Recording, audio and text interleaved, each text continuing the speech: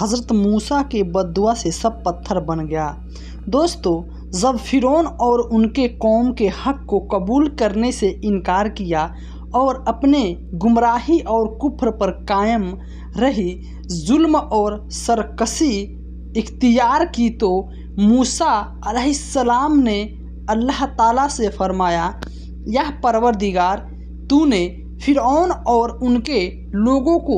دنیا کی رونق اور بہت زیادہ مال و دولت اس دنیا میں دے رکھا ہے، اس سے تو وہ اور بھٹک جائیں گے اور دوسروں کو بھٹکانے میں بھی لگیں گے، یعنی تو نے اس کو بہت سی نعمتیں عطا کی ہے، حالانکہ تو جانتا ہے کہ ایمان نہیں لائیں گے۔ اے میرے اللہ، یہ تو ان پر ایمان ہوا، یا پروردگار، لوگ پر خیال کریں گے کہ تیرے ان پر جو ایمان دے، گویا اس بات کا ثبوت ہے کہ تو نے محبوب رکھتا ہے، تبھی تو انہیں خوشحال رکھا ہے، اس لیے پروردگار ان کے مالی دولت کو ہلاک کر دے۔ چنانچہ اللہ تعالیٰ نے ان کے مالوں کو پتھر کا بنا دیا۔ سبحان اللہ۔ دوستو، یہاں تک کہ ان کے اناج بھی پتھر کے شکل کا اختیار کر گئے تھے، اور جو بھی کھانے پینے کی چیزیں وغیرہ تھی، یعنی شوکر وغیرہ، وہ بھی پتھر کے جانوروں کی شکل میں آ گئی تھی۔ دوستو، حضرت موسیٰ علیہ السلام نے اللہ تعالیٰ سے یہ بھی دعا کی تھی، اللہ ان کے دلوں پہ مہر لگا دے کہ دردناک عذاب دیکھنے تک وہ ایمان ہی نہ لائیں۔ حضرت موسیٰ علیہ السلام غصے میں آ کر یہ بددعا فرعون اور اس کے قوم کے لیے کی تھی، جن کے بارے میں آپ علیہ السلام کو یقین ہو چکا تھا کہ ان میں خیر کی کوئی صلاحیت ہی نہیں ہے، اور اب کسی اچھی بات کی ان سے امید ہی باقی نہیں۔ اللہ تعالیٰ نے حضرت موسیٰ علیہ السلام کی دعا قبول کر لیا، اور ان کے بھائی حضرت ہارون نے اس پر آمین کہا۔ چنانچہ اللہ تعالیٰ فرماتا ہے کہ تم دونوں کی دعا قبول کی جاتی ہے، اور فرعون کے اور اس کے ماننے والے ہلاک کیے جاتے ہیں۔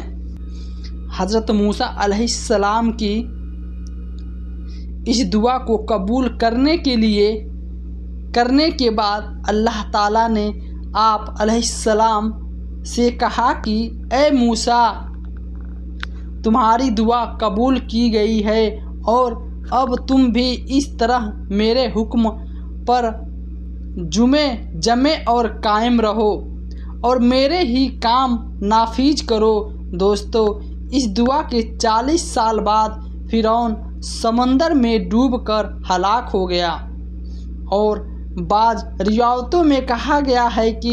اس دعا کے 40 دن کے بعد فرعون ہلاک ہوا۔ موسیٰ علیہ السلام کا اس بددعا کا ذکر اللہ تعالیٰ نے قرآن مجید کی سورہ یونس میں آیت نمبر 88 پر بیان کیا ہے، اور موسیٰ نے دعا میں عرض کیا کہ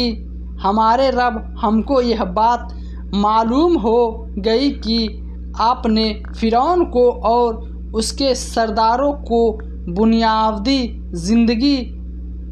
میں ٹھاٹ گاٹھ باندھ کے سامان اور طرح طرح کے مال ہمارے رب اسی وجہ سے دیے ہیں کہ وہ لوگوں کو آپ کی راہ میں گمراہ کرے۔